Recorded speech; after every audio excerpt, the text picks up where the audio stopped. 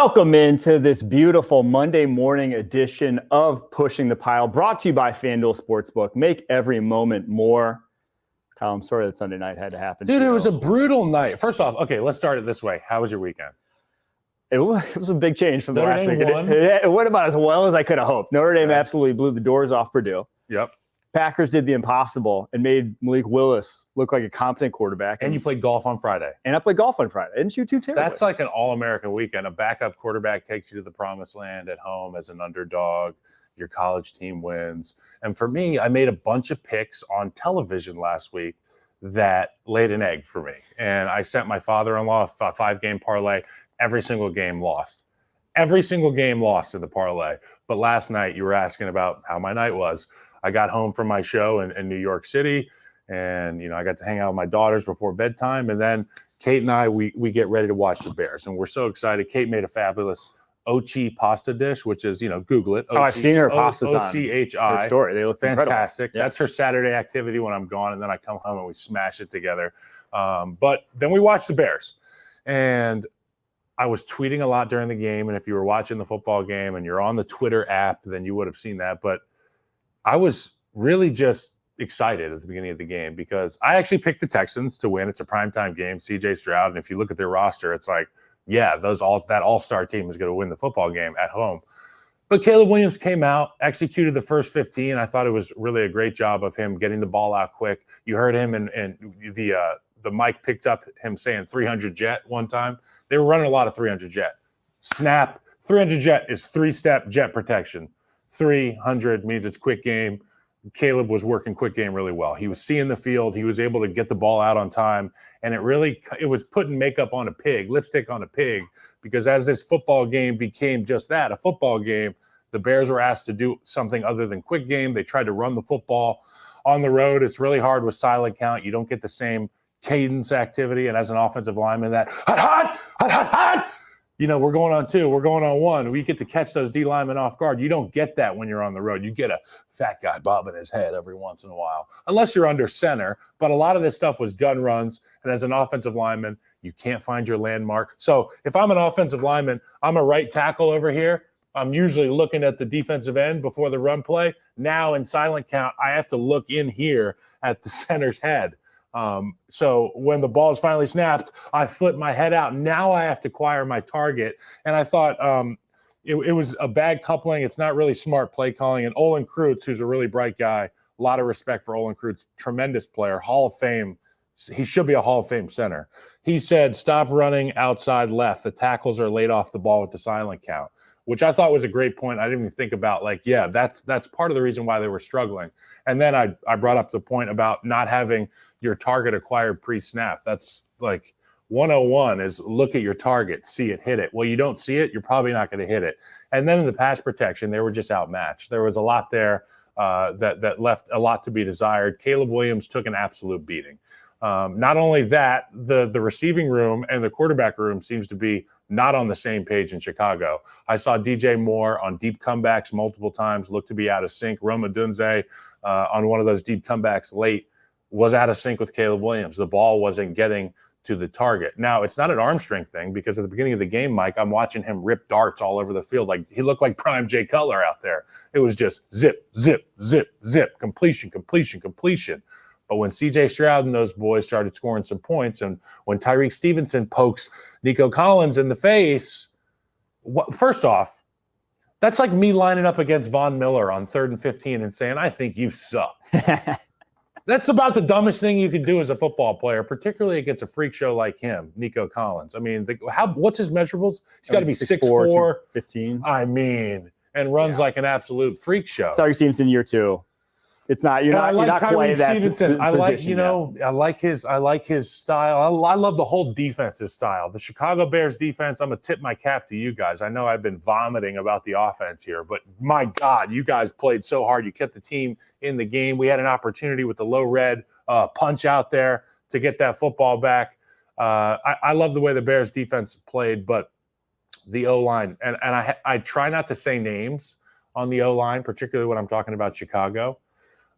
Because I know how hard this game is, and I've played hurt before, and I've played because you can search your name on Twitter. Well, not just that. But yeah, I know what you mean. I used to be so embarrassed by if I had a bad game. And there's always an announcer who's like low-hanging fruit. Well, look at 75. He missed his block here. He missed his block here. There was a lot of those on the Chicago Bears offensive line. And there were some wins from the Texans. There was a late sack there on an inside-out move. I believe it was Daniil Hunter over Darnell Wright. Or was it Will Anderson? It was Will Anderson, I think. On a stutter inside-out, Darnell Wright stopped his feet. Classic case of can't have 2 feet in the ground as an offensive lineman in pass protection. And Caleb Williams gets absolutely annihilated. And it was like I was watching this horror movie over and over and over and over again. And I just couldn't take my eyes off it. I couldn't take my eyes off it. It was like I was having so much fun watching the Bears defense, and I was vomiting every time that we had the football. I don't know what you saw or if you watched it as in-depth as I did, but I saw 2 teams that played a good football game, but it was ugly, ugly offensive line play on both sides of the football. I'm glad I gave you that space event. We'll get to a full little Bears recap. If you need any more recap, we'll get to a recap here in a little bit. No, but you needed it. It was cathartic.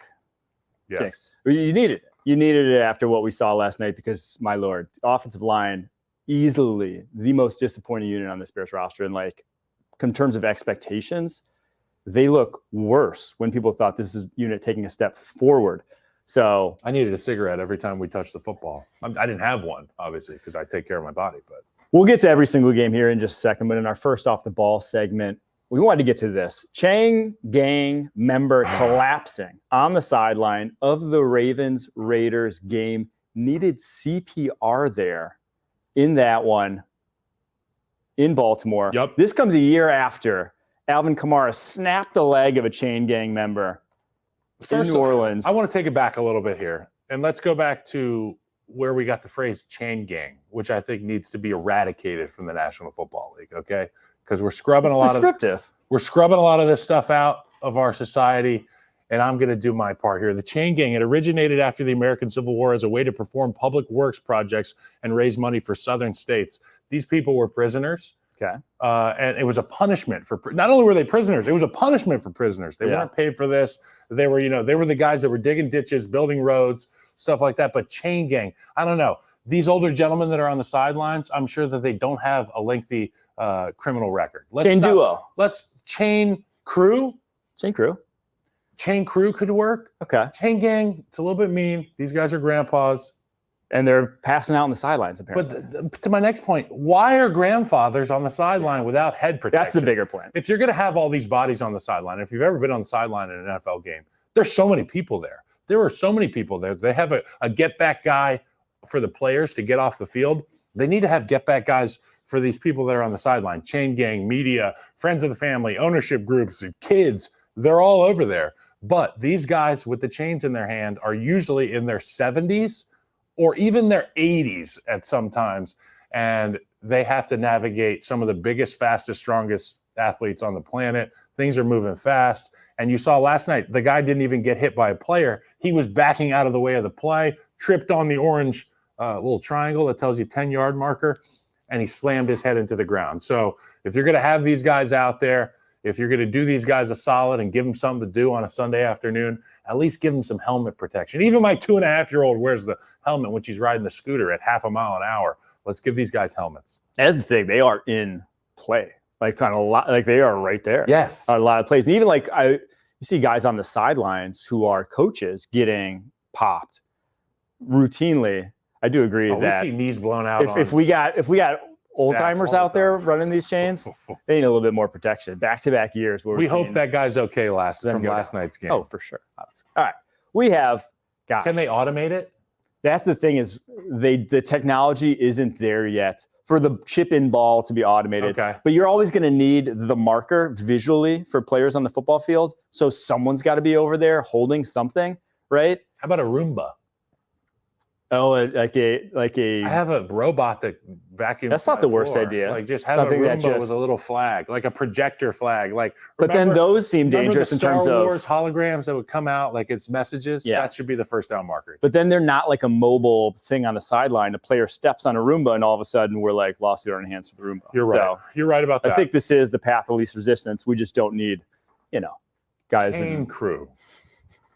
You didn't know I was going there. I did not. All right, we got 15 games to get to. We'll get to all 15 right after this break.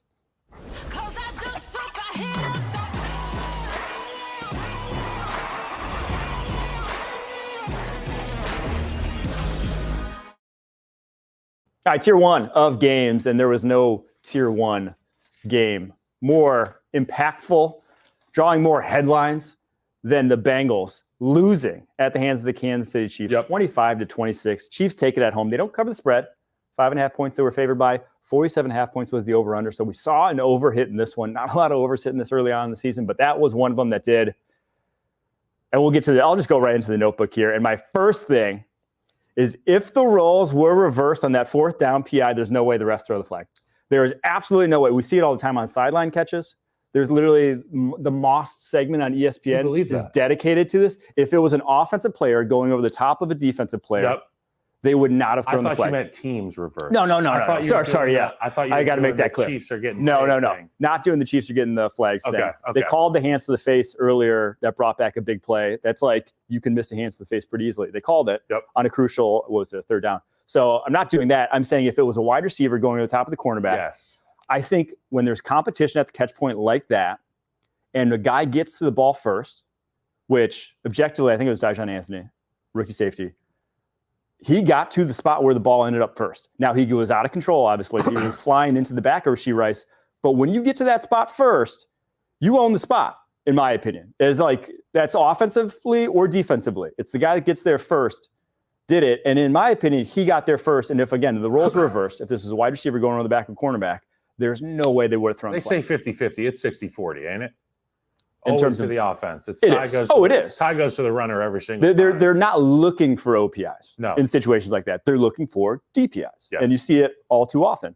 And I just think I'm not like wildly upset.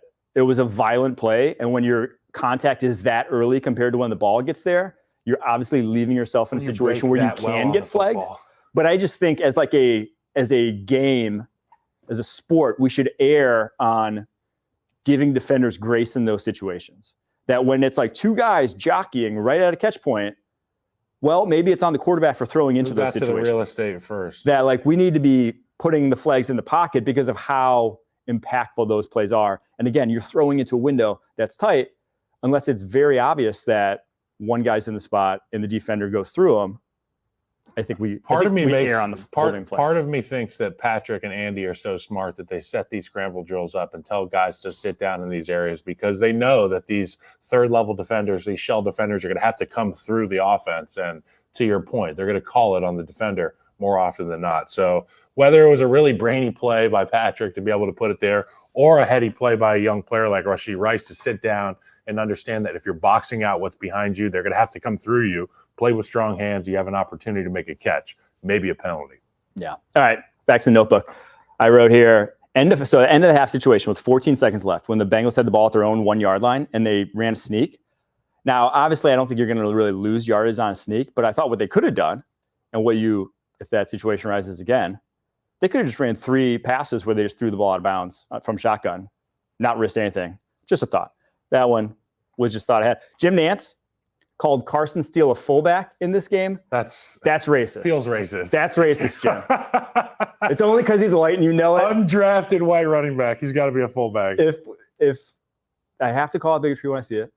The man literally returns kicks for the Kansas City Chiefs. I'll have to call up Jim and let him know how we feel about that. Next thing you know, he's going to call Riley Moss a safety.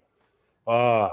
All right, Jalen Watson. They're going to have to run with Carson Steele a lot more here, too. We'll get to that later. He looks solid. I mean, I think he's much more willing to stick his nose in between the tackles than Pacheco. Pacheco runs hard, but he runs hard more in space than he is willing to really drive a pile. I just don't think he has the heft that Steele does to really move a pile the way he does. So the fumble was terrible. Obviously, a game-changing play there that from Carson Steele, but they gave it to him on a third down after that. He converted, so good on you. No fear. Chiefs got to figure out left tackle, man. They benched Suamadi in this game. Kingsley. I have thoughts. Now, again, Trey Hendrickson is the type of edge rusher that is going to give rookies problems. Those guys that can get to the edge and bend back to quarterbacks, you flat out don't see them in college. They are unicorns. That's why they rack up sacks the way they do. It's a difficult guy to stop. but in this game, it almost cost. Like, he took over that game, and Patrick Mahomes knew it. His eyes dropped so quick. Like, that was about as timid a Patrick Mahomes performance as I've seen from him.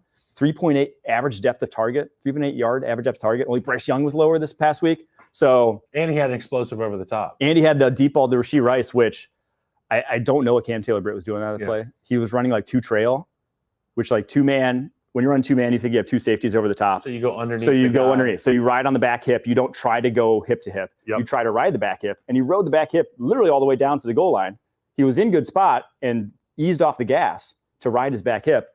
And it was a touchdown. Good throw and good route by Rashee Rice, but no clue what Cam Taylor-Britt was doing. Obviously made up for it with that insane one-handed pick. Game kind of turned into a cornerback show. Trent McDuffie played elite in that game.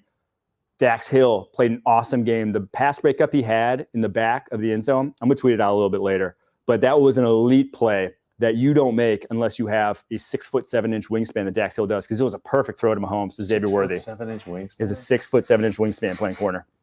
So game kind of turned into a cornerback show. Other things I had here.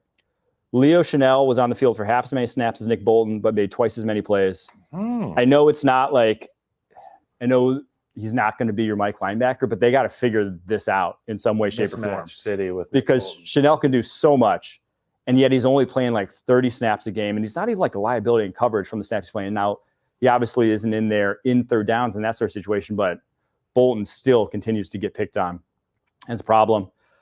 Fat man touchdown. We saw Wanya Morris catch one. What would your celly have been had you caught one? My celly would have been scream at the O-line because we had to throw it to a fat guy.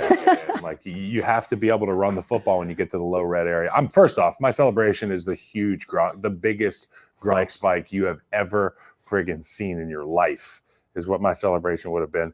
But the message is, guys, we shouldn't have to empty this gun yet. This is our emergency pistol on ankle. That's, throw to the fat guy. It's like when you grab the ankle pistol after they already took your big gun and your normal pistol. Well, they took the pistol from Andy Reid when they weren't able to get into the end zone in the low red area. They just got stuffed. And you got to get a little creative to get in. Kudos to these guys. Wanya Morris looked like a real athlete getting out there, leaking, and obviously nobody guarded him. Yeah, nobody could guard all 64 over there. All right, last thing I noted here. Bengals, it's bad right now. Yeah, you're 0-2. The AFC North quietly has the second fewest wins of any team in the NFL. Any division, in the NFL. Steelers at 2-0, Browns at 1-1. Thank God for And then Justin your biggest Fields. competition, the team you thought you were competing against, the Ravens, they're also 0-2. So, and we'll get to them in a little bit, but only the AFC South has fewer wins as a division. So the Bengals could, and they look a lot better. I mean, their coverage unit looks so much better than it did a year ago if they just can get T. Higgins back and play those guys the next 15 games now. I want to go back to the Suamata-Ia conversation. Yeah, let's do it. Because we've talked about him before. And Chiefs fans, one thing you got to know is these O-linemen are really well coached. And the other thing you got to know is Kingsley's a rookie. He's never seen anybody like Trey Hendrickson. And I remember there was a time in my life where I was one of the best guards on the planet. And there was a time in my life where I was one of the top probably 15 tackles in the planet. And when I had to play tackle, for the most part, the matchup boded well for me because I was bigger and stronger than a lot of these ends. I could put hands on them and put them down or run them by with relative ease. But then you play guys like Trey Hendrickson. And for me, the guy that was like Trey Hendrickson was Ryan Kerrigan. And Ryan Kerrigan was very, very strong. And at the point of attack, he ripped. He did a rip to the sky. And when he did his rip to the sky, he was going to run the hump with it. And with him came you. I mean, you're in tow on this guy. Kingsley's got a really strong inside hand. And when you throw that inside hand, I'm going to stand up here. So if I'm a right guard and I throw my inside hand, I have a tendency to open that outside foot because you got to be able to cover. And when you throw that inside hand and the outside foot drops, it shortens the edge for a guy like Trey Hendrickson, who's very strong. He's going to push his way through the pocket and flip his hips. He doesn't flip his hips as well as some of these speed rushers like Vaughn and those guys, but his ability to really press that pocket, whether it's a bull rush or whether he's riding that rip, you have to stay really balanced. And the best way to stay balanced, and I know what Kingsley's being told to do this week, throw your outside hand. throw your outside hand first. Boom. You want to shock him with your outside hand because when you throw that outside hand, it brings that right leg into play. You're square. You're strong. The edge is wider. It's a longer route to get home. For Suamataia, the question is, how quickly can he get that left hand going in pass protection? What you were looking at was the right side. That's what I know how to do. Kingsley on the left side.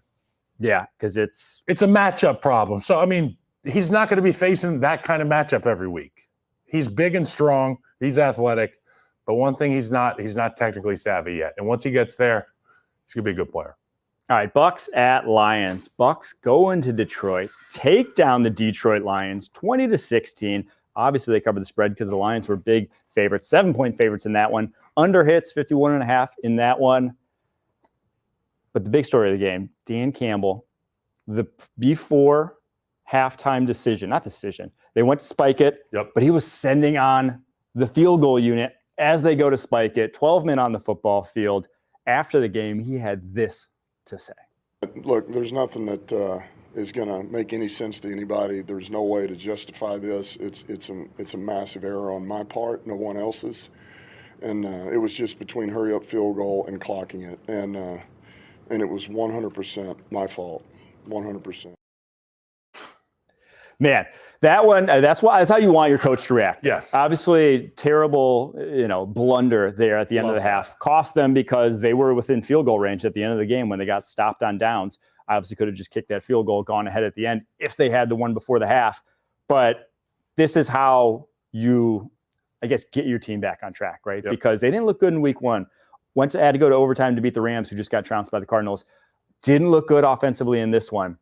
That's how I want my head, like that. That's a head coach that you trust to right this ship going forward. Yeah, and I mean, when they get together on Monday or today and tomorrow and Wednesday and they start working into their week 3 prep, they don't have to worry about fingers pointing at anybody because on a lot of these losing teams, a lot of these teams that lose these games with bad decisions like this, it's his fault. It's my fault. It's your fault.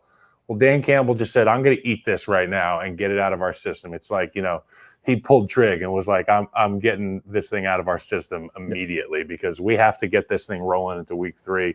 I love a guy like Dan Campbell, and you know that you're going to get the best in terms of talent on that football team, attitude. But at the end of the day, you got a good dude as a football coach, and you'll go play hard for a good dude any day of the week. 100%.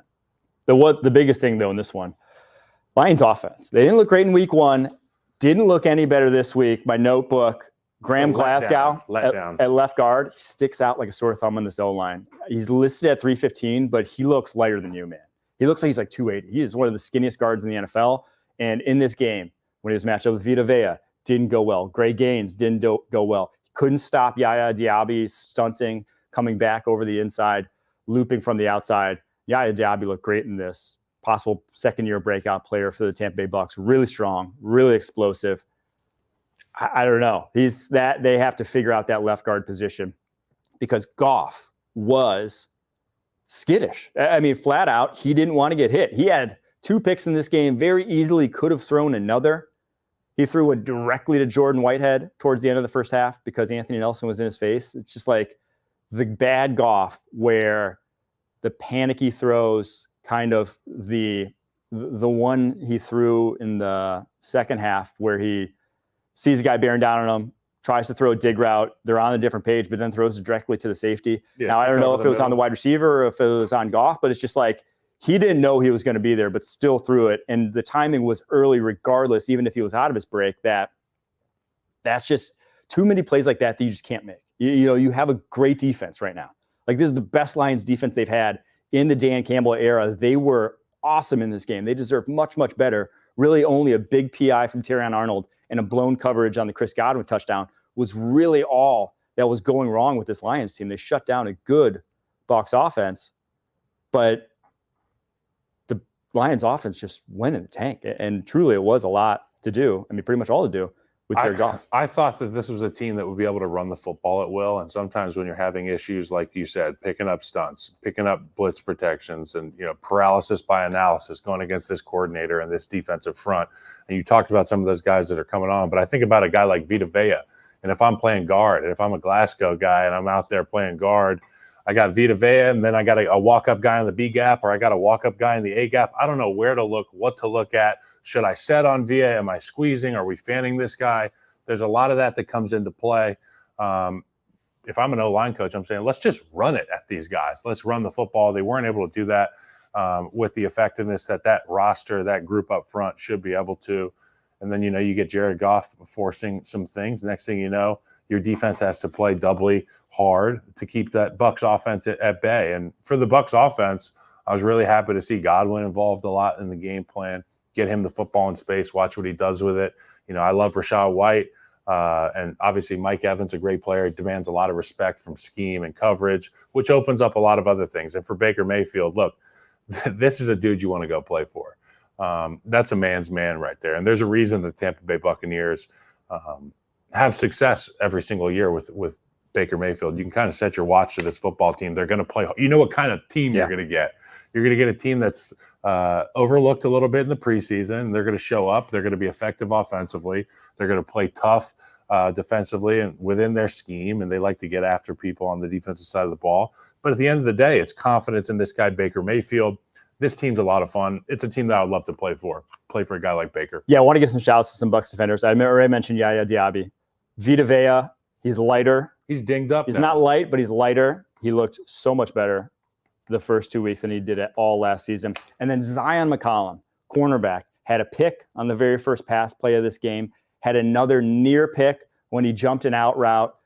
Insane game from him. I was not familiar with his game. So he's a third-year corner out of Sam Houston State, was an elite testing athlete coming out and kind of got thrown into the mix as a starter last year due to injury, was very up and down his first year. But I think this is why they felt comfortable dealing Carlton Davis, is he looked good in this game. And the break he had on an out route to, I believe it was Jameson Williams. I think that spooked Goff to where Goff, the fourth down play, they had Jameson Williams on an out route, not the exact same concept, but a similar area of the football field. And Goff turned it down. It was open. Goff turned it down because I think that earlier one from Zion McCollum where he jumped it spooked him because it was there. Goff turned it down. They obviously don't convert on fourth down, and, well, they lose that football game. But like you said, the story of the game is Dan Cable trotting that field goal unit out there before the half is such a mind-numbing series of events. And it's just like one that you're in the locker room. We could have had points there. Yes, it just does nothing. It just puts you in a bad mental state. Not for the only whole points, second half. just the air gets taken out of your balloon going into halftime, and now you got to build yourself back up, and it's just not enough. It's not enough. All right, on to the 49ers. Traveling to Minnesota, and the Vikings punch them in the mouth. 23-17 victory. They were 6.5-point dogs at home. They win outright. Under hits in this one, it was 45.5 points because Brian Flores put on a masterclass. This was one of the best DC. I mean, from week 1 to week 2, what I've seen from him, hire him as a head coach already. Absolutely shut down Brock Purdy. Brock Purdy literally told him after the game his play designs were crazy, and they were. He was running Tampa 2 out of 8 guys on the line of scrimmage. 8 guys on the line of scrimmage, they run vanilla Tampa 2. Sprinting backwards. They did it on a key third down at midfield early on in the game, and they did it on a fourth down midway. That was in the first quarter, and on a fourth down midway through the second, the exact same look. Purdy didn't convert either of them. And he just had him not trusting any of his reads. So gun shy that entire game. My biggest question, I question though, Kyle Shanahan, they had the exact same run sort of success that we saw a year ago. They had this pitch outside zone play that they were just gashing the Vikings on every single time. I saw them running like 8 or 9 times. Every single time it worked. But they just went away from it in the second half and started drop back passing. No clue why. Whatever the setup was, whatever sort of the keys were for this Vikings defensive front seven, they were not prepared for that stretch quick pitch action. And they went away from it, truthfully. And I think that was why they lost this football game. The 49ers, they could have and should have probably had the same run pass splits that they did a week ago, but for whatever reason, they went away from it. They tried and some things about the Niners team looks to be the same. Some things, there was some sloppiness there on the offense for the Niners. But the one thing that looks great is that defense early and often. And obviously the tackle matchup didn't bode well for this Niners unit. But when I think about a guy like Fred Warner, he gives you a chance to win every week. And the plays he makes in the games early and often keeps him in ball games every single time. We saw it week 1. We saw it week 2. So if that defense continues to show up in the way that they have, obviously we got to limit big plays. No 99-yarders next week, okay? No 99-yarders. 97 yarders. But, I mean, that looked like a video game right there. Justin Jefferson, he is just so much better than the next guy. It's really unbelievable to watch. And when you see him running in the open field, it's just apparent. He is an absolute gazelle out there. And last week we saw a tough body catch, possession catch there at the goal line. We see him out in space this week. The guy can do it everything. So for Sam Darnold, there's comfort in knowing that you got that dude out there. Did you see his quote early on in the week when they asked him? Garrett Wilson? Yes. Hey, does watching the tape about how the 49ers guarded Garrett Wilson, do you watch that to see how they'll guard you? And he said, respectfully, I'm not Garrett Wilson. And he's not wrong. Flat out, not wrong. He had a great answer, by the way. Yeah. It was like a minute and a half. He showed a lot of respect to the reporter, and he laid out, the reasons why that respectfully he's not Garrett Wilson. And he can blow right through a double team. That's what it was. More notes from this game I had. Vikings have to be one of the 5 best coach teams in football, maybe one of the 3. 49ers, Chiefs are probably the only 2 I'd put in the conversation right now with them. What they do offensively and defensively. If you're a Vikings fan, cherish it. You may not have the talent right now, but that coaching staff, as good as it gets.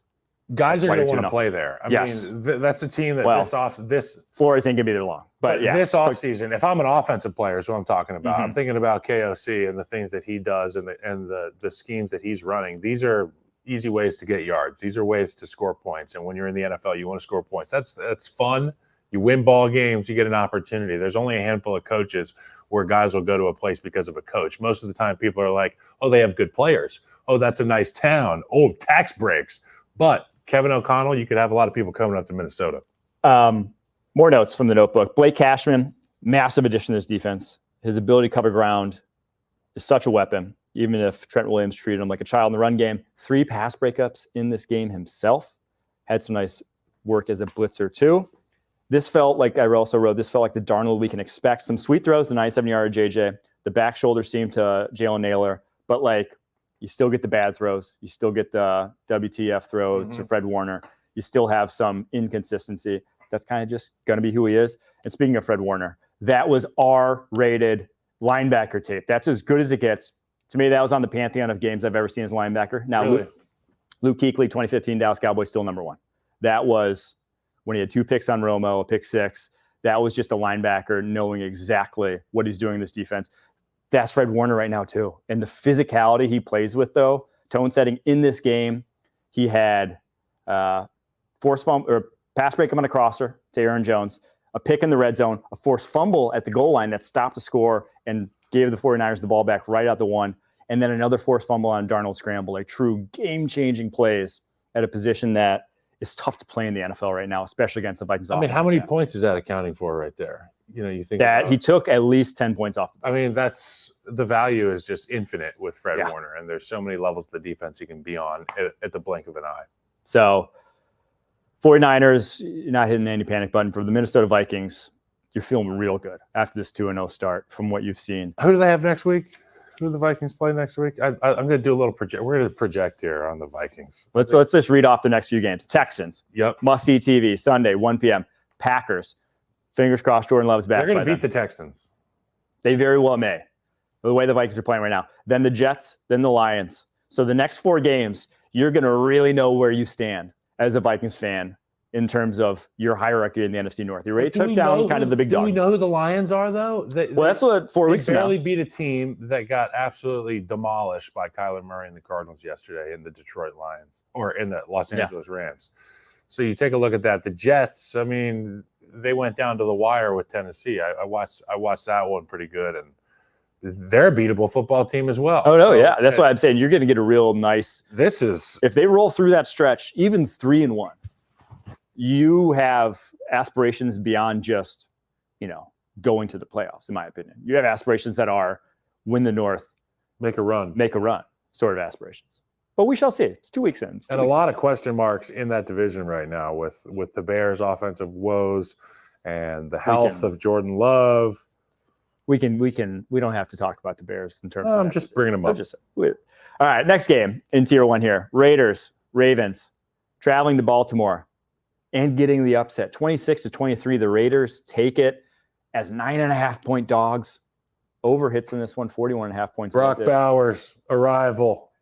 Brock Bowers. Put him in the spin cycle, young man. That's how you use him, man. I mean, he can just go, if you have him matched up on a linebacker 1-on-1, and he just ate Trenton Simpson's lunch in this game, he will win that every single time. And that's the beauty of it, and why I'm still like, it took him until like the second half of this game, when you were down, to kind of really tap into that.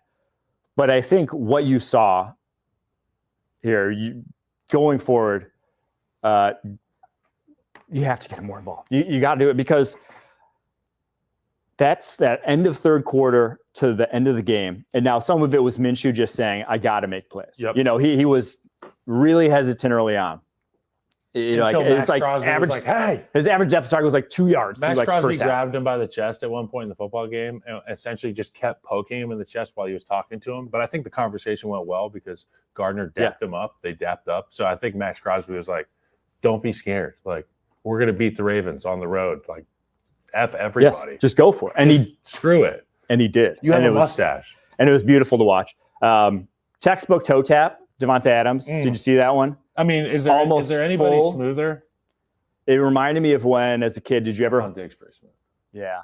Did you ever hook your feet on the curb and make catches like that? I caught my left leg on the curb doing an ollie onto a curb. That's how I tore my meniscus in junior college. Oh Jesus! I was not a boarder. Practice.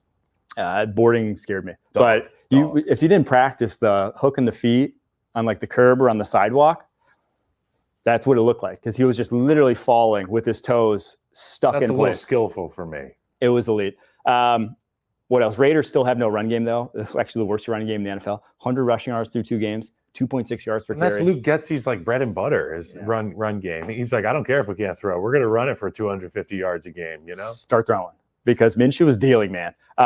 Justin Tucker, he's now 2 of 8 since the start of last year for 50+. Missed another one this game. What's the deal there?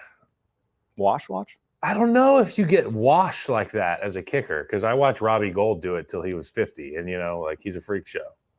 I don't know. Resting on his laurels, maybe. He's only 34. Resting on his laurels. 34 is like prime kicker number, so we'll see. But I think the mantle, if we're talking best kicker in the NFL, Brandon Aubrey for the Dallas Cowboys. Carlson had a good one yesterday. Carlson had a good game. Yeah. But I got to give big credit to the Raiders, man. We were talking all week about Falele and the offensive line issues for the Ravens, but this Ravens team went and they took the Chiefs down to the wire at Arrowhead, and they were a set of toes away from winning that football game. I really, you know, and there goes Jarius Norwood. Jarius, I was just getting to you in the chat. I was just going to, you know, give my tip of the cap to the Raiders. Antonio Pierce had his guys ready to play. They battled back from down in this football game. And I know it's kind of been like the Ravens' MO is to give up these double-digit leads late. But this is just the Las Vegas Raiders showing up and playing hard-nosed football for 4 quarters, finding a way to win that game, finding a way to keep Lamar frustrated. Max Crosby, dominant day, another day at the office for him. Christian Wilkins and the gang. Those guys play really hard on defense. They make it tough on offenses. And there's no tougher task than going all the way east and playing against Lamar Jackson.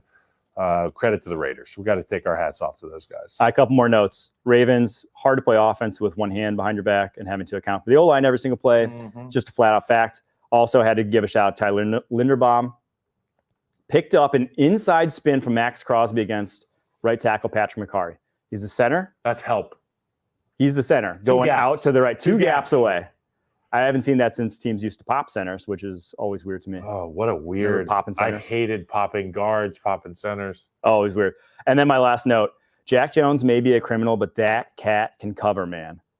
Coming back downhill on hitches and comebacks, he may be the best in the NFL. Truly elite stop drive. You know, that plant the foot drive downhill. He was very good in this game, going up against a duo in Rashad Bateman and Zay Flowers that are not easy to stick with. He's good, man. Yeah, in the corner. Hopefully he figures his life out. So I gave Raiders credit, but I got to give Lamar credit now. I mean, just another week of a dude running at the snap of the football. I mean, when the ball snapped to him in the gun, he's immediately on the run. The offensive line, particularly that right side, is just a real issue for these guys.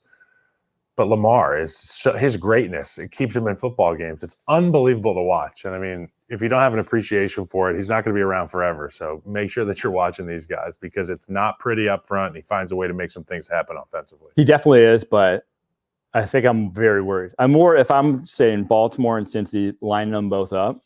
Cincy's in a much better spot. Yes. I think they can figure this out. Yes. I don't see Baltimore being able to, there's no figuring out your two guards being liabilities. Nope. There's just no figuring out. The right guard, there was a TE. So a TE, if I'm the guard, I'm gonna the three techniques Tackle in front of me. first. I'm gonna push the tackle across my offensive tackle's face, and then you have to get back for that looping end. There was one play on a looping end. I think it was Crosby that came around on a TE, where Falele looked like, when you wake up or when you're in a dream and you're in a fight and you're like, it's just not happening.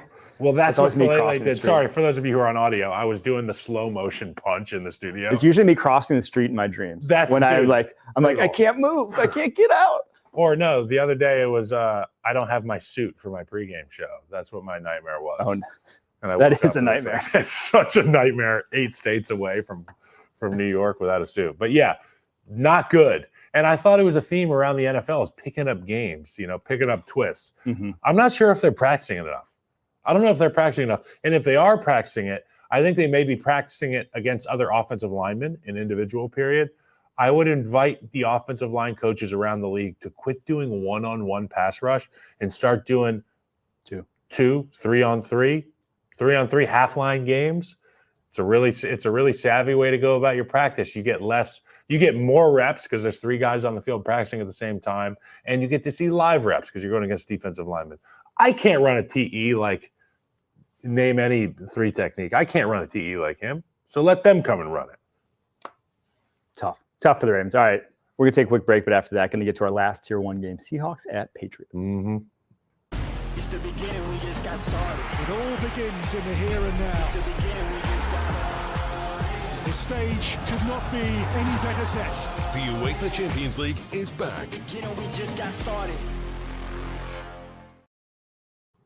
Seahawks go into Foxborough, take the 23-20 win, took overtime, but they get it done. Didn't quite cover the 3.5-point spread. I lost some cash on that one, but what are you going to do? Was directionally correct. Notebook from this game. Keon White, Patriots defensive lineman, second year, breakout. I mean, truly, we saw in week 1, you thought, maybe it's the Bengals O-line. No, he dominated the Seahawks offensive line. This was, I wrote here, Bill Belichick's going away president. Prototypical Belichick defensive lineman, violent hands, can play 3 tech, can stand up at outside linebacker, can drop into coverage, holds the point in the run game, strong hands as a pass rusher. Beautiful. That guy, ball player. But probably their best defensive lineman. I mean, Judon, more of an outside lineman, but guy in that mold, like Trey Flowers was in that mold. He is this generation's Trey Flowers. All right, some more notes. Hated playing him. Zach Charbonnet for the Seahawks, solid back, but boy, do they miss Kenny Walker's creativity. They just, the run game. Turning nothing into something is lacking from their offense. Because a lot of times with this offensive line, nothing is there. Laken Tomlinson, left guard, might be cooked. He's 32 years old, could not recover blocks. I am throwing in the rookie Christian Haynes there probably sometime during the season. He'll take over. I thought it was Duggar's fault as a coverage bust on the DK touchdown, but they caught him in the perfect play call with a max protect versus 6-man blitz that did not get home. And for my money, now I know we're going to talk to Matt Ryan a little bit later, and he's going to talk about his quarterback of the week. But for my money, what Geno Smith did against this secondary with the level of difficulty, and obviously you saw Jack Smith and Jigba and DK Metcalf going off in this one, this was the best performance of the week in terms of just quarterbacking. 44 throws, no interceptions, and a win on the road, Yes. 3,000 miles away from home. That's not to be lost on anybody. And a bunch of drops too. Truly could have had a game winner in regulation that I'm not salty about whatsoever, but Noah Fant dropped one on an out route where the defenders ran into each other. He could have been hitting his head on the pylon there if he had hauled that one in. 4 drops I counted up for Geno in this game. And then Jack Smith and Jigba, his feel for zone really shined in this one. I think this Seahawks offense is going to be fine if the offensive line can just hold their head above water. That's it. That's really Geno can make throws. They've got talent on the outside. But to your point, talking about Kenneth Walker, this running game has to get going because you play against better teams with more complete units, and you're not going to be able to drop back 44 times safely if you're Geno Smith because things are going to get a little dicey for you in the pocket. Things will get dicey on the back end. But you've got that talent in the receiver room. Take advantage of it. Obviously, some really good defenders on the back end in New England, and you talked about Keon White. But at the end of the day, it's Geno Smith not turning the football over on the road, not gaudy numbers in terms of touchdowns, but a lot of production there in terms of yards. 1 touchdown, no interceptions. That's the story of the game. Geno Smith, a masterclass in playing, essentially as an underdog in terms of location. I know it's against the Patriots, but if you've ever played in these games, it's a brutal thing. Going ahead in time zones, playing earlier, it sucks. It sucks. We did it at Oregon. It's terrible. I could not believe this decision didn't generate much buzz, but if it would have gone elsewhere, it could have drawn a lot. So did you see the end of the game here? 4th down. They're trying to draw them offsides. 4th and 1. They turned a 33-yarder into a 38-yarder by taking a delay of game. The percentage difference from 33 to 38 historically goes from 94% to 84%. They did I could not believe they did that because getting the offsides there, it doesn't necessarily mean you're going to score a touchdown. It makes your obviously field goal easier, but that to me, 10% easier. Mike McDonald, if that would have backfired on him, that was truly an indefensible call in my opinion. I don't know what the thought process was there. Going for it there, going for the win right off, I would be more defensible than what they did in my opinion. That was crazy. And truly, you chalk it up just to him being a 30-something-year-old coach. I don't know. I chalk it up to coaches think that a field goal is good. A field goal under 40 yards is going through. Yep. They don't factor in the percentage chance that this could miss. They don't know that 5 yards at that distance is actually a lot.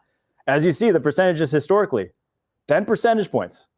That's 1 out of 10. They just gave themselves a 1 out of 10 less chance. And now obviously that's still low, but man, I couldn't believe that. Watching live, I thought for sure they were going for it. That's 2 weeks in a row the Seahawks get out of Dodge with a win. Got out of Dodge. With some ugly stuff happening on the football field. But they're 2-0. 2-0, dude. There's only a handful of those teams in the NFL right now. It's a good place to be for them. All right, tier 2 of games. Some games with talented teams, probably playoff teams in some of these that just didn't quite live up to the hype. One of them was the Indianapolis Colts traveling to the Green Bay Packers, where I didn't watch any of this game. I just saw the score. I can't wait to hear. The Colts lost this one within the first 10 minutes, in my opinion, by their game plan. They went in and let the Green Bay Packers, with the backup quarterback Malik Willis, run absolutely wild. They couldn't tackle to save their life. They couldn't get penetration in the backfield, and truly weren't trying to get penetration in the backfield. And you saw a difference from first half to second half. Guys started actually trying to beat blocks and trying to get upfield instead of just hold the point, hold line of scrimmage, that sort of thing. But the first half of this game was just a bloodbath. And when they started out, and they only got lucky to be in this game because Josh Jacobs fumbled at the goal line, giving it back to the Indianapolis Colts. But if he scores there, it truly was never going to be a game. Yep. 261 rushing yards for the Packers, 53 attempts. The Colts have now allowed the most rushing yards in both week 1 and week 2, 474 yards on the ground through 2 weeks. That's a defensive coordinator stat, in my opinion. The personnel is not Indianapolis 500. Right? Almost. The Indianapolis 474 there, because the personnel is not so bad there that you can give up that much on the ground, especially when you know that's all the Packers have to do. A quarterback who's been there 2 weeks, you think they're going to be running high-level pass game concepts? No. They ran screens. They ran boot action. Man, I'm getting fired up because that was just. Did LaFleur make things? And he did. And he changed. Make things look good pre-snap for Malik Willis? Did he have an opportunity to see what was going on? And ton of eye candy for defenses. Obviously, you're at home, so you get a chance to address that defense a little bit pre-snap. They were changing the mesh points, the handoff points. They were changing the points of attack. They ran unloaded the run game playbook in this game. And when you have a guy who can actually run like Malik Willis can, that helps a lot too. And that they utilize him with some options. He scrambled for a few plays. That was an issue. But man, some of those guys in the front seven, they need to go back to drawing board. Kenny Moore specifically, was one who in this game just signed a contract this offseason, 3-year deal. He played like he's trying to get to the third year of it, was not laying his body on the line going into blocks, was happy to just engage, stay there. I got my gap. No, you're a nickel in a game that you know is going to be a run-first game. You better be diving under wide receiver crack blocks. You better be getting into the backfield consistently. And he didn't. 3 missed tackles from him in this one. So, yeah, Gus Bradley, I put that one on him. But then I'll say on the other side, Anthony Richardson was bad. Flat out. This is what you worry about, the inaccuracy. I saw the crossing routes were not bueno. Sailing them, not even sailing them wide, like sailing it deep by 20 yards and stuff like that. Yeah, inaccuracy. And then always the worry with him was when he's forced to pass, what does it look like? Second half, they just had to drop back and pass. There was no threat of the run. There was no play action. What does it look like? Some ugly, ugly decisions through a pick in Packers territory. Should have thrown one at the end of the game, threw it right into Quay Walker's chest. So a lot to work on from him. I thought his first interception was just like a great microcosm of where he's at right now. It was great pocket movement. There was pressure up the middle. He moves, sets, anticipates a dig route to Alec Pierce, sails it over his head by like 5 yards. Wasn't even freaking close. That's just, at some point, that has to change. And we can make all these excuses about how little football he's played. But when you make plays like that as consistently as he has through 2 weeks now, and obviously the first few games last year, it's just, that is unwinnable. It's like pitchers, young pitchers. I remember when I was a young left-hander throwing some cheese, I used to ask the old heads that maybe didn't have the same velocity. I'd say, what should I work on? They say, locate your fastball. Before you get a curveball, before you perfect your changeup, before you bang a couple sliders, you got to locate that fastball. And for Anthony Richardson, if he can locate his fastball, I would imagine this offense would be so dynamic. Oh my gosh. Because the plays are out there for they him. are. It's these Monday meetings, and I'm going to have to look at this film before my Sunday show, obviously, because I'm going to talk about Anthony again this week. But when you come into these meetings and you see the laser pointer go up and you pause it right before the bad throw happens, you say, do you see this guy? He's wide open. You see this guy? He's wide open. Do you see this pocket? It's really clean. We just need to have this, because if this guy gets the ball, he's going to hit his head on the goalpost. And you want to limit those. You want to limit those conversations on Monday through your play on Sunday. And for Anthony Richardson, you got to make the ones you can hit. Does have to. All right, a couple more notes here. I wrote Quay Walker, Packers linebacker, is going to make me go gray early. He plays linebacker to find blockers, not footballs. Stop. The drop pick 6 was giving me Darnell Savage flashbacks versus the 49ers in the playoffs. Last note, Adonai Mitchell, unbelievable reps. Inconsistency is like so bad right now. You can't have him paired with Anthony Richardson as inconsistent as both these guys are, right? It's just going to lead to so many plays. He had a bad drop in this one when he absolutely cooked. Gosh, I'm blanking on the corner it was right now. On a hitch route, had an illegal formation on the season now. 2 of 9 targets for 32 yards. I really hope he doesn't end up like Martavis Bryant, all the talent in the world, but just couldn't figure it out. So there's your Colts. Tough start. It couldn't be any better of a weekend for the Green Bay Packers, though. Yeah, that was a good weekend. I mean, they had all their booze except for the Vikings. Vikings could have got their butt They had kicked. all their booze prepped for like a depressing weekend up there. It's probably a little bit hot in Green Bay for this time of year. Stay inside. Let's like have some pops. Let's watch the Packers get smoked. Next thing you know, Malik Willis is running wild at Lambeau Field. Not complaining about it whatsoever. All right, next game. The game I've been looking forward to talking about the most all day. New Orleans Saints, Dallas Cowboys. New Orleans Saints take the pants off this Cowboys defense. 44-19. They lose it. They win at 6.5-point dogs on the road. Over-under is 46.5. Saints almost hit that themselves. This was a scoregami, if you're into those sort of things. And scoregami is a score that has never happened. Never happened before. 44-19. Never happened before. You know what? I'll get on board with being excited about scoregamis. That's pretty cool. They're cool. So I admitted week 1 I was wrong about the Vikings. I am admitting right now I was wrong about this Saints team. They're a house. Same. They are going to win the NFC South. And it's because Clint Kubiak is dealing in a way that you only see with guys like a Mike McDaniel, like a Kyle Shanahan, like an Andy Reid. He is saucing it up right now at an insanely high level. I want to give like a full breakdown of this offense and kind of what they're doing right now and why it's so fun to watch, because it's like a throwback offense. We were texting this morning about it. You said modern offense. And I was like, it's kind of like early 2000s, whether it was Gary Kubiak coaching for the Texans or Mike Shanahan coaching for like the Broncos, where they are only running inside outside zone. It is a pure zone running scheme. And they are living in 2 wide receiver sets. And so now they have fullback, a couple tight ends, and obviously Taysom Hill that are kind of these interchangeable with your other 3 eligible receivers that they are putting at different positions along the football field. But they're basically just dressing up either inside or outside zone their running game. And then obviously having different ways. Yes. And having some constraints off it, as in like, end arounds, jet sweeps, that sort of thing. And then even running it with Taysom Hill at running back. They ran it with Rashid Shaheed at running back in this game. They're just putting a lot of eye candy to do pretty much the same thing over and over again, which is why their run blocking is so good, because that's all they're drilling. The same angles, the same concepts, play after play after play. And then you have guys like Cesar Ruiz, Eric McCoy, right guard and center respectively, who are much better zone blockers than they were like gap scheme blockers. Those guys can move, and they're looking the best they have in their careers, I think, because of it. But what they have is that formation. So just think kind of these 3 interchangeable pieces with Alvin Kamara, 2 tight ends, or a tight end and a fullback, or a Taysom Hill and a fullback. Put them where you want them. That are all any type of 1-2 with 2 split wide receivers in Chris Olave and Rashid Shaheed that are 4-3 guys. Yeah. Even their 3rd wide receiver who doesn't play, they really only run 2 wide. And now it's because some of that's because no one's got them into obvious pass situations a ton, because they've scored on 15 straight Because drives. they're just winning. But those guys, even Mason Tipton, who ran 4.34 coming out of Yale, they're all 4-3 guys, and they just only run down the football 4-3 field. Yale guy? Yes. That must have been like cheating in the Ivy. Probably what if they had a quarterback to give to them. It's just downfield. What I said, I remember saying it preseason, I was like, this is an offense built to attack down the football field, but it's an O lineman that's not. And what they're doing is just basically running 2-man games off of play action.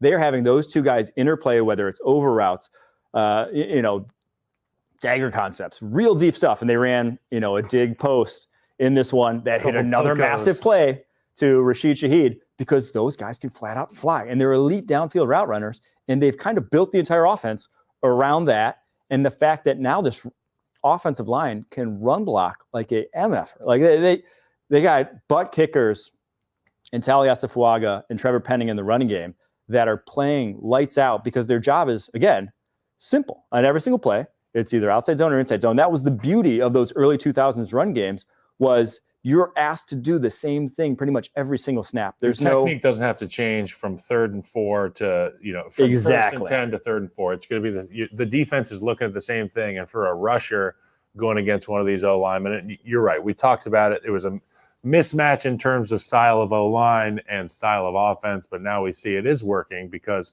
the run game. And what does the run game do? It keeps the defense on their heels as opposed to on their toes at the line of scrimmage. So these defensive ends, they're going to have to be playing the run. It takes away from their pass rushing. And also that second level of the defense, they're going to have that suck. They're going to be respecting that running game. And gosh, I don't know if there's anybody who looks better stepping up in the middle of a pocket than Derek Carr on a heavy play action. And to your point, those 2 receivers streaking down the field, it looks cool. He loves, like Carr looks completely confident. Just, he sees it. I mean, the Shaheed play is part and parcel of the deep touchdown. Shaheed was, not past the safety when he let it rip. He trusted that Shaheed's getting there before this deep safety is going to get there. That's throws that, a lot of quarterbacks turn down in the NFL. And he knows in this offense, when the shots are there, you take them, because the shots are there. It's a beauty watch. If I am in an NFL team in need of a head coach, and I'm looking at the Jacksonville Jaguars specifically for this one, Clint Kubiak is my first call this offseason. What do you think about the Cowboys? I loved your breakdown, by the way. Mm-hmm. That was awesome. And anytime you have a chance to involve the Swiss Army knives, guys like Taysom Hill, but also you talked about Shaheed being in the backfield and multiple ways to run the same thing. You have no idea as a defense how you're going to protect this thing. So credit to them. But for the Cowboys, I mean, it's a clear case of styles make fights. And if the other team lands the first punch on the Cowboys, they're going to have to play a style of football that they're not really designed to play. You know what I'm saying? The Cowboys team, they want to rush the passer. They didn't have an opportunity to do that a lot because of the way that this Derek Carr offense was running. They were running the football. Alvin Kamara, absolutely dominant again against this Mike Zimmer defense.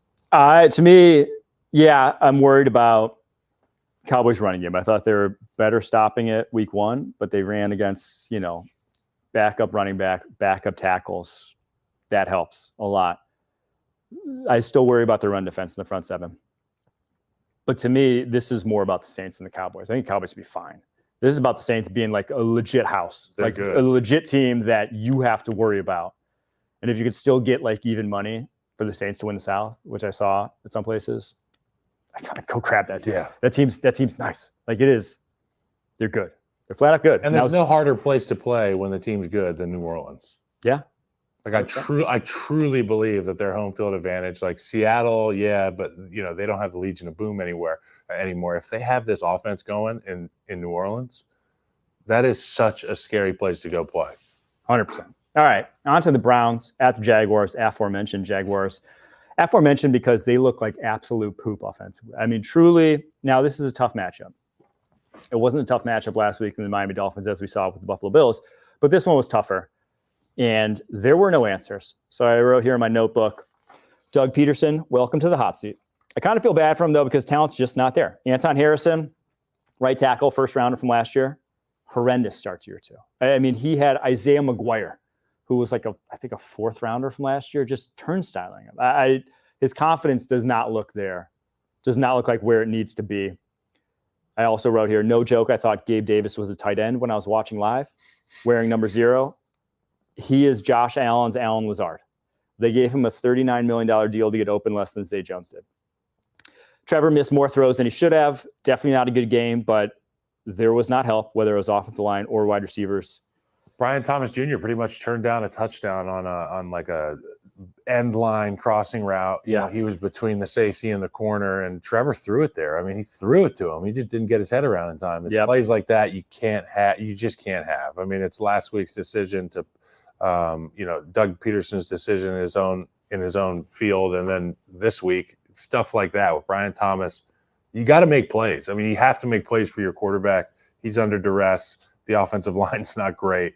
So for Trevor Lawrence, you need these young guys particularly to make plays, get everybody up to speed. A couple more notes. Denzel Ward's going to be an all-pro this year if he can stay healthy. He has been the best coverage corner I've seen through 2 weeks. 4 pass breakups already. Now, was limited in this game with the shoulder, but man, his ability to match and mirror is outlandishly good. So good right now at the top of his game. I wrote here, Deshaun wasn't terrible. Yeah, I was going to ask. What was Didn't lose them a game. Yeah. Would have actually looked better had he not had a number of drops from his wide receivers. But it's still not like – that wasn't great. It just wasn't disaster. But the thing about Deshaun Watson is like quarterbacks have to have good games at some point. Not terrible can't be your best outing. And so this is a good sign, but it's also not – they scored 18 points. So it wasn't like this thing's fixed. And then I do worry, Amari Cooper – couple more drops this week. Had one last week. He's streaky over the course of his career. He had 18 drops as a rookie. Had double-digit drops in year 3. Like he has had hand bouts where he just kind of the yips. I worry about that with this Browns offense. Something to monitor with him.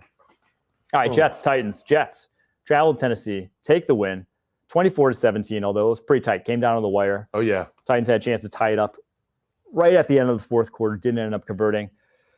Jets cover the spread 3.5 points. The game hits over 40.5. Vegas was right on with that number.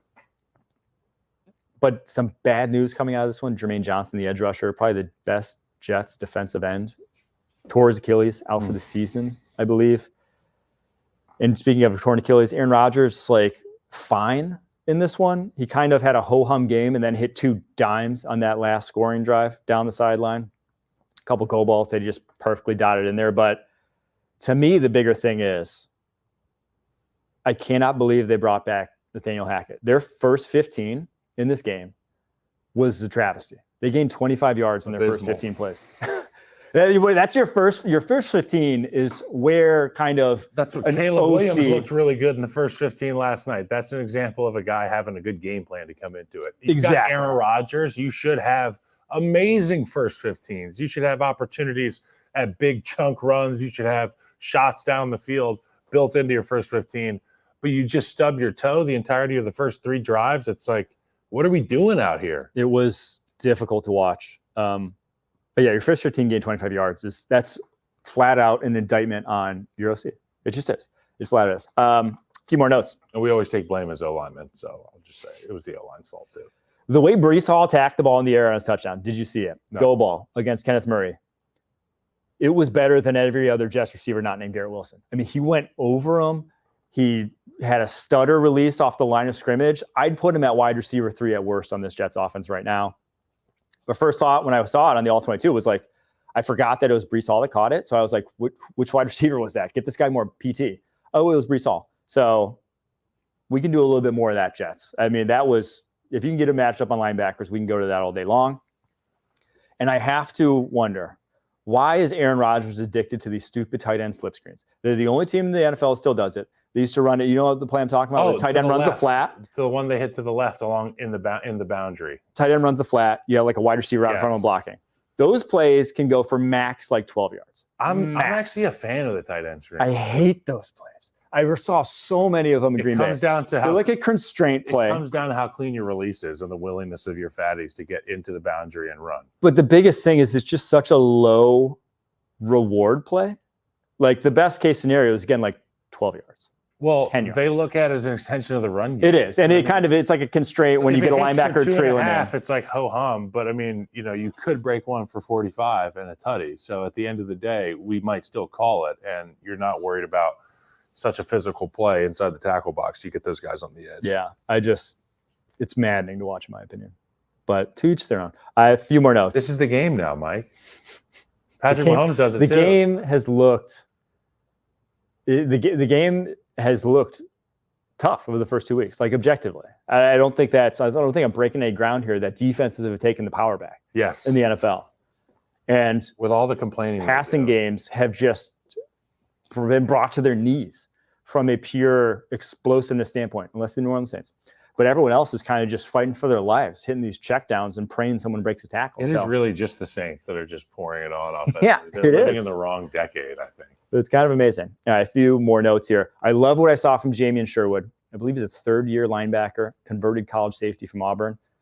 C.J. Mosley went down in this game. Sherwood came and replaced him. He tracked down Tajay Spears in space. He had an elite robot in this game, tracking backwards versus play action on a crosser, hit him in the back of the helmet. That's what you want to see from a guy like that. Great game from him. On the flip side, one of the worst games I've seen from Sauce Gardner. He got vetted by Calvin Ridley and Nick Hopkins. He had some tricks. Probably one of the worst games to see Sauce Gardner. Obviously, they still won the game. And then I mentioned Treylon Burks last week, that he's getting better in terms of separating, route running. Still can't catch. Dropped one early on. Had a deep, I think it was an over, that he should have come down with. Ended up being a pick because he couldn't come down with it. He's the only guy there. Hands it to Brandon Eccles. That one was tough. Really bad game from him. And I didn't think Levis actually had that bad of a game. But he made the same thing. Mind-numbing decision. He made the exact same mistake. I think as analysts, we always have like this tendency to be like, people will learn from the mistakes. No, he'll keep making the same mistake. And his head coach, you mouthed it there. He said, "What the F are you doing?" Yeah, I mean, some of these guys are just hardwired that when the play's breaking down, they don't know that it's okay that you can just go down or throw it away or dirt it. That's why dirt it is such a popular phrase in the NFL. Like, let's live to play the next play. Well, Will Levis, he wants to be the hero. And when he has an opportunity to try to do something extra, he's going to do it. It got him into trouble 2 weeks in a row, and it may cost him his job here down the road. But it was like, this was far more encouraging than week one, truthfully, against the Bears. But tough defense, tough secondary. Continue to do that. But those are just, get them out of your system. Those are the decisions that when you have your meeting with the coach the next day, it's, we can't trust you. You would think it's easy, though. We just can't trust you, Will. As a human being, to just say, hey, if I'm horizontal to the ground, if I cease to be vertical, if I'm at a 45-degree angle or lower, or higher, I guess that would be, we're going to have to not throw footballs. Yeah, no more of it. If I could freeze frame you and you look like an absolute idiot out there during or post interception, I would ask that you just refrain from doing that kind of thing. I think we all would. All right, we're going to get to tier 3 here in just a second. Zoom through some of the dregs of this week, and even if some of these actually had some intrigue. It was nice to see Rodgers win at the end, though. Yeah, I'm indifferent. Feels good, man. Right after this break.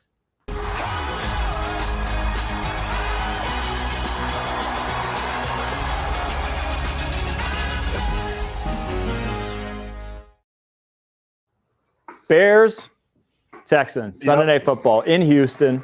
Tough game, tough matchup for the Bears. No shame in losing this one, but you talked about it off the top.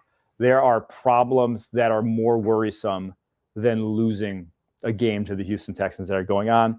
Specifically, this offensive line, and specifically, Caleb Williams getting killed, man. I'm worried.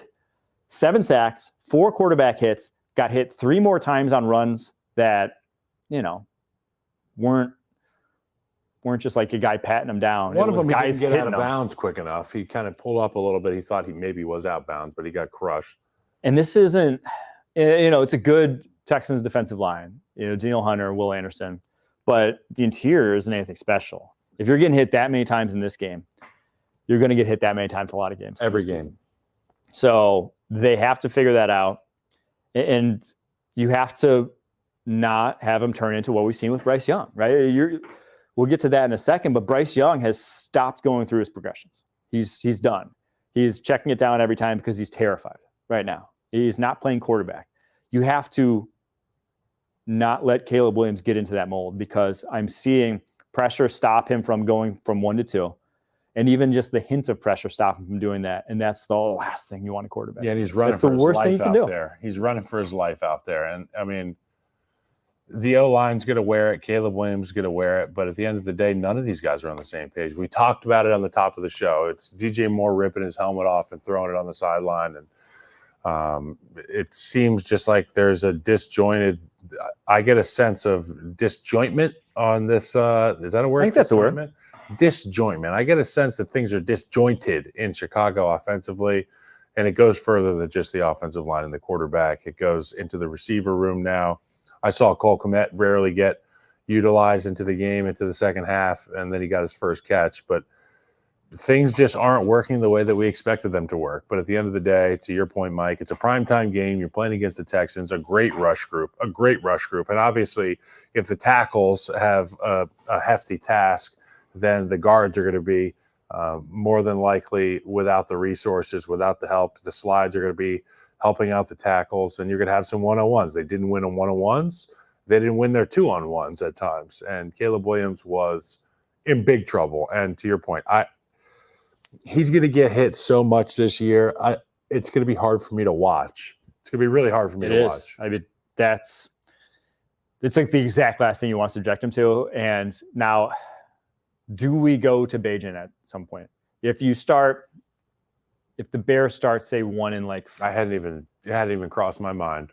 Is that like an option, given that you just need the man to protect himself? Well, it's like proposing. You get engaged, and now you're in the process of planning the wedding. But it's like, well, let's back out. Let's not call off the wedding. Let's call timeout on the wedding. That doesn't bode very well. You know what I'm saying? No, I know, but I do think there comes a time where you got to look out for Bajan in there and get killed too. Or do you think he gives you a better chance to win? Because at this point, you've already committed to putting your starting quarterback out there week 1. Mm-hmm. The cat's out of the bag. The hard knocks was not congruent with what we see in week 1 and week 2. But at the end of the day, you got to keep your starting quarterback on the football field. This team, it was never about the quarterback. It's about the team. Yeah. Defense figured that out. Defense went out there and played hard. They got the football back. They went against one of the league's best groups on offense. Really bright coach, great quarterback, great receiver room, and they battled. And a good offensive line. And they battled against that unit. I need to see this offensive line battle. And yeah, I saw them run to Caleb's defense when he got hit late multiple times, but you weren't hitting anybody when you ran over there. So what are you wasting your conditioning for running over there if you're not going to choke them, out? We got to go get these guys because they're coming for our guys between the whistle and after the whistle. It has to be apparent from the snap of the football that you mean business. Yeah, the Bears O-line, they look in the mirror, flat out. All right, another one to note from the notebook here. Derek Stingley followed DJ Moore in the entire game. He got the better of that matchup, made Caleb look elsewhere on numerous occasions on his first read. That's what you want if you're a Texans fan, is a guy like that. And then Kamari Lassiter gets kind of then the lesser of the matchups. So the Bears, it's not that much lesser, but has a pick in this one. Great encouraging performance from him. So if you're Texans, the offense kind of stagnant. Great defense, though. And what you did defensively for the Mixon hurt. Keep an eye on that. that hip drop that didn't get called. But he was out there doing some cutting, I saw, and he got back in the game. He get back in the game? I can't recall. But the bottom line is he came back out of the locker room. I don't know if they shot him up or they did some tests, but he was good enough to go test that thing out. It's going to be a lot more sore this week. I expect for Joe Mixon to be at the very least limited in practice this week. Yeah. All right, Giants, Commanders. Commanders take this one 21-18, but it was kind of like comical because the Giants didn't have a kicker. And they kept missing 2-point conversions.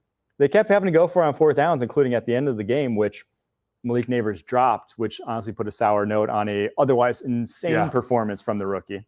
I loved his comments post-game too. You know what I mean?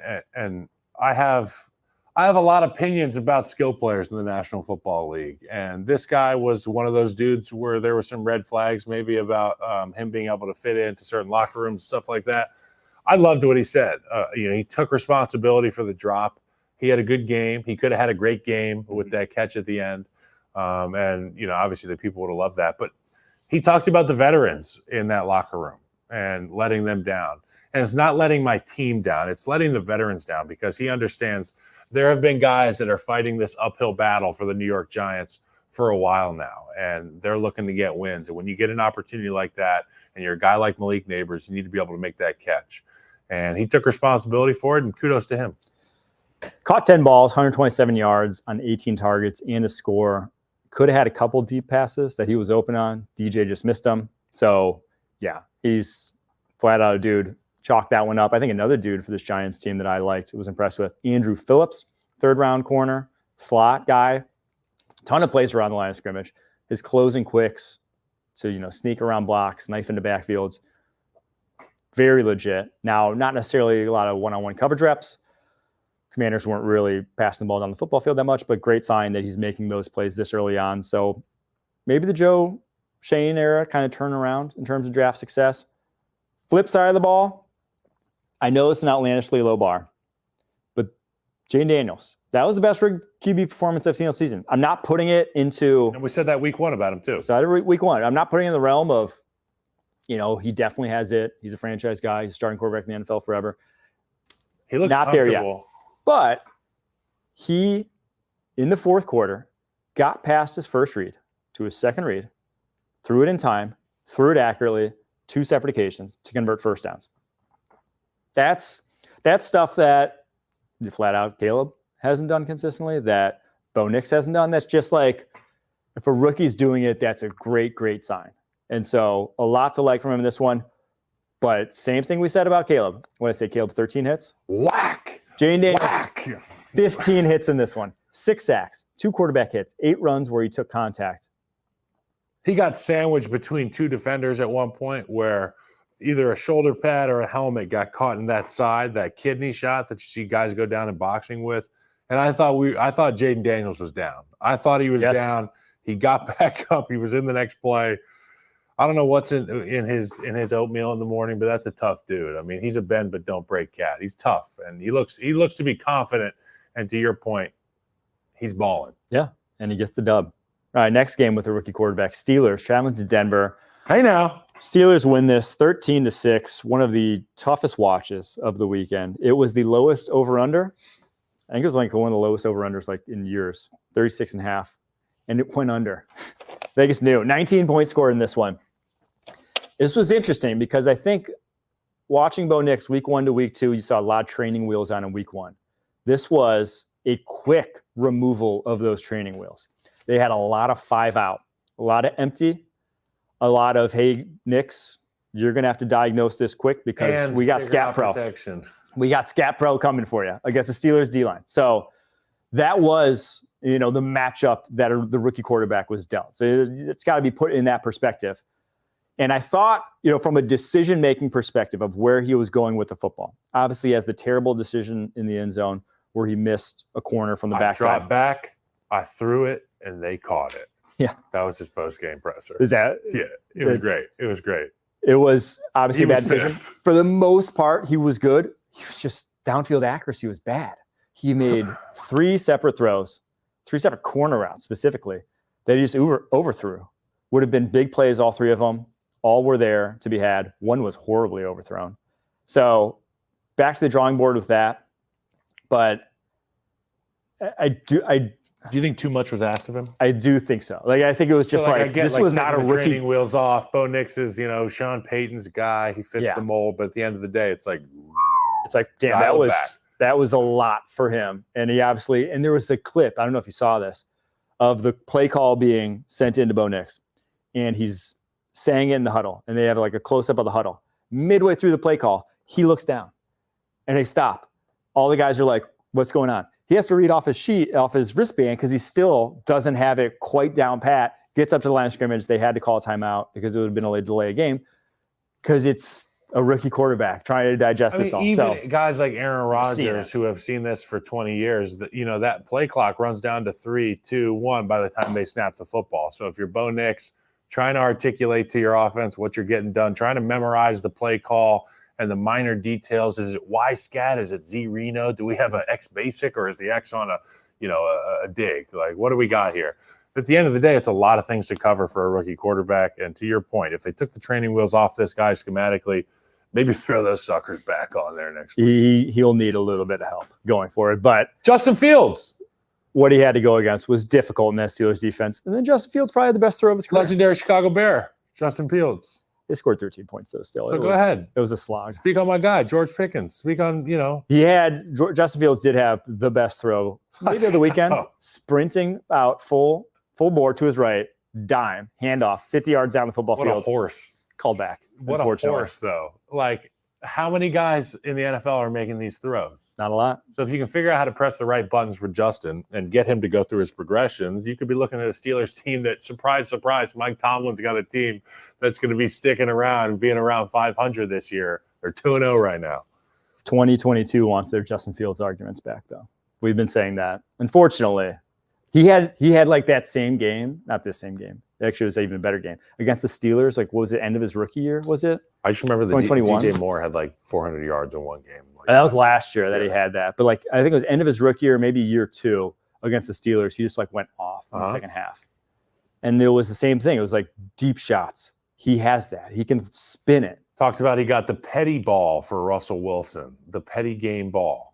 Oh, nice. Which means Russell Wilson, obviously not in the game. He can't get the game ball. So we got the game ball for Russ because of the astronomical beef with this team in Denver right now. I thought it was cool.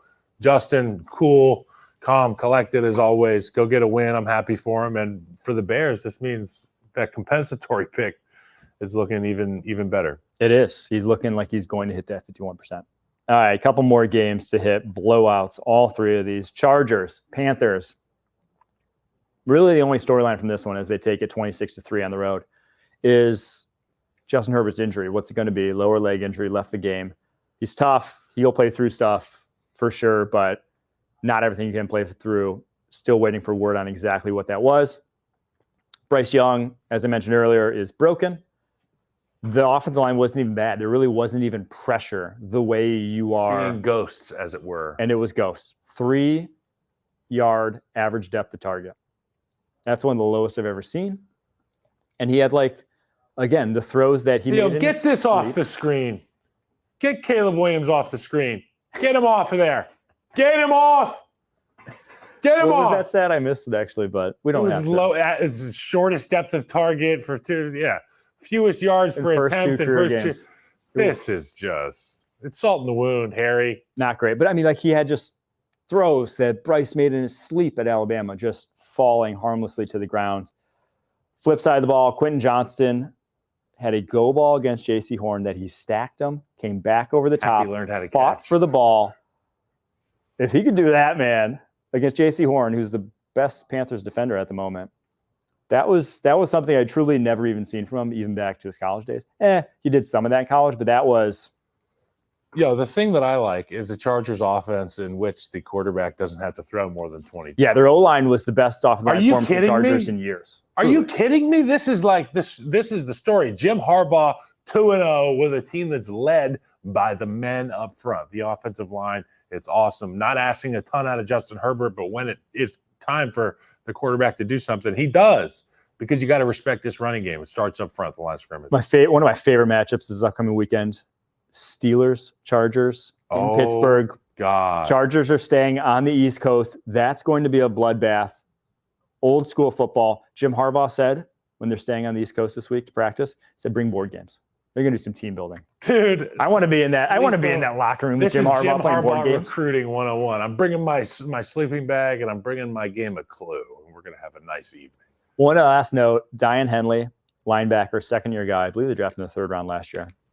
He just had a better game than I ever saw from Kenneth Murray in his time with the Chargers. Violent tackler. Now, Bryce Young gave him a lot of layups to go finish underneath with those checkdowns, but he finished them. So hats off, Diane Henley. Great game from him.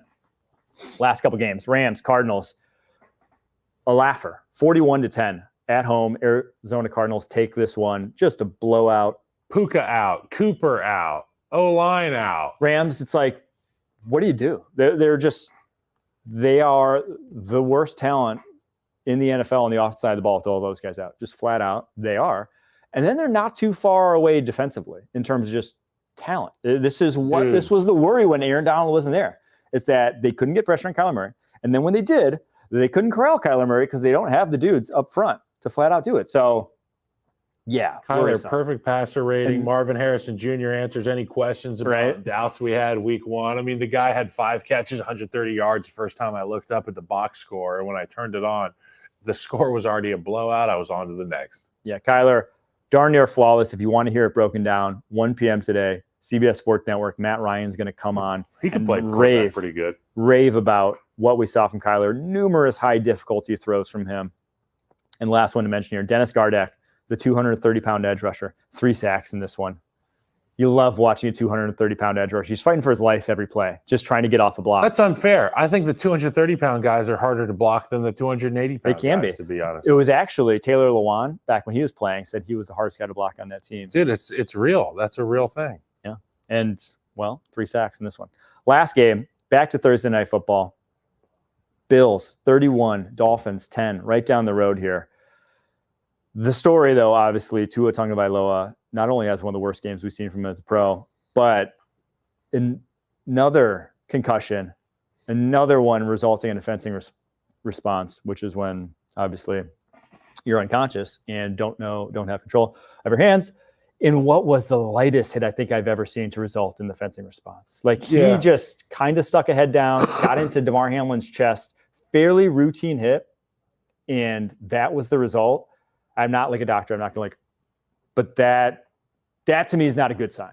Dear friend of mine who I played with in the National Football League, Harvard grad, he's Mayo Clinic neurologist now, a real sharp. This is his business. This is the type of stuff he talks about. So we asked him this last week. I said, what's the most concerning thing? And to your point, it's almost the fragility that Tua now has in his brain, because his body, although physically he has recovered and he feels normal from the previous concussions, your body, it takes less for that concussion to happen now that it is the second, third, fourth, fifth time for Tua. So it's those little hits that you'll see it happen on. It'll be the ones that look like nothing, and you could go easily. So it's scary stuff for Tua. Obviously, from a football standpoint, this really hamstrings their team because Tua is the archetypical distributor of the football in that offense. I'll be surprised to see if they can be competitive offensively. But for Tua, scary stuff, man. Scary stuff. It's a shame we have to cover stuff like this in our league. Horrible. On the flip side of the ball, though, Bills running duo, that offensive line. James cooked. Carnage. That's going to be their go-to concept all year long. And I think adding Mac Hollins to that mix, he's so big for that because his ability to, when you walk that outside wide receiver in right off the line, like a kind of like a wide tight end. Reduced split. He can just take a safety or corner out easily. He's 6'5". He's like 225. Like, he might as well be a tight end. Good blocker. Athletic enough to track the downhill defenders. That's the real tough part. You could put an O-lineman out there, and you would think, oh, he's a great run blocker. But it's hard to you got to find a safety. Dude, these safeties are ducking and jiving in there. It's tough to get them. So after last week, though, we said Jags played almost all man to shut down this Dolphins offense. Almost all cover 2 from the Bills in this one. They just said, keep it in front of us. Tua's going to throw us one, and lo and behold, Tua threw them 3. One of them wasn't his fault. One of them bounced off Grant DeBose. On the inbreaker, on the post. Grant DeBose, though, got there 2 weeks ago. I'm not sure I'm throwing that big of an anticipatory throw to a guy that just got there. But teach their own. And then for the Dolphins going forward, this interior offensive line is scary bad. Banged up a little bit, too, with Tron Armstead getting out of this one. But, like, losing Robert Hunt, losing Christian Wilkins, it's shown up. Your line of scrimmage got worse. Line of scrimmage got worse. All right, so you have things that changed your mind or confirmed your opinion this week? Because I got a couple. Yeah, things that changed my mind. Here, I'll start with mine, and you give me yours. Saints. They changed my mind in a big, big way. I'm ready to put the Saints at least top 5 in the NFC. You got the 49ers. Yep. You got the Eagles, Packers, Lions. Niners. Is it the Niners, right? That was number 1? Yeah, it was 1. Got it. Saints are in that mix. I'm not sure I'm putting the Vikings in that mix just because, like, I thought maybe you named the Vikings first. No. I'm not sure I'm ready to put the Vikings there. I think the Vikings likely end up a playoff team at this point, but I don't know if I'm putting them in that mix. I'm putting the Saints in that mix for sure, though. Now, obviously, they beat the 49ers, but they did it at home. So, Saints, I'm putting in that mix. And then something that confirmed my opinion, the rookie wide receivers at the top of this draft class were special. You saw it. Marvin Harrison going off. Malik Neighbors going off. They're dudes. And even, like, the second tier looks good too in this class. So those two specifically, though, were guys I said all draft season. I'm like, these are not once every year prospects. These are guys that don't come around that often, that if you stack them up against the last 10 draft classes, they're like only a couple guys I'm even like putting close to them in that conversation.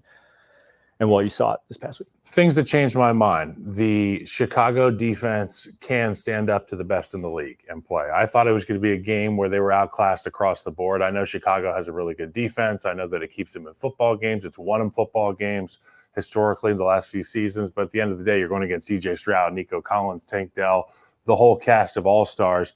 They kept them in this football game, that defense. I really love the way they went out there. So if you're the Chicago Bears, if you're a fan of the Chicago Bears, you can rest easily knowing that defense is, the defense of old in Chicago.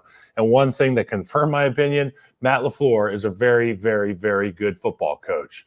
Malik Willis, the Green Bay Packers, they get a win at home against the Indianapolis Colts. I picked the Colts. I'm an idiot. Go ahead, give it to me. But at the end of the day, it's Matt LaFleur being an underappreciated offensive mind in this league, finding out a way to get his guy in positions to not only throw the football, but a lot of quarterback runs designed in there for them as well. So keep the Colts off balance defensively. That's what I got for change of mind and confirm my opinion. Yep, that's how I do think you learn a lot about a coach with how they can adjust to injuries, things of that nature. Matt LaFleur doing what he did with no QB, with no Jordan Love, got tipped the cap. All right, there you have it. We'll be back tomorrow. Pete Prisco will be on the show. We'll be doing some power rankings. We'll be giving out some awards from the week. Until then, like, follow, subscribe. Really helps us out. If you feel like you should, you don't have to. Do whatever you guys want. We love you. Until next time, keep pushing.